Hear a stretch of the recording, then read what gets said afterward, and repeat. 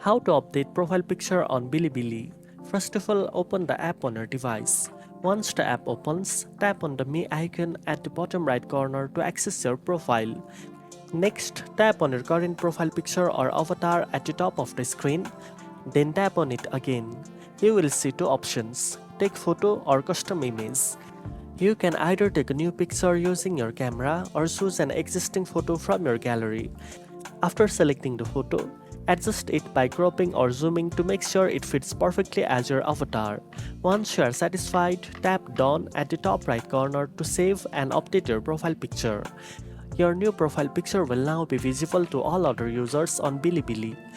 You can follow the same process anytime you want to change your avatar. Now you know how to update your profile picture on Bilibili.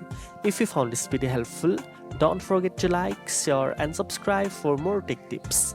Thanks for watching and I'll see you in the next one.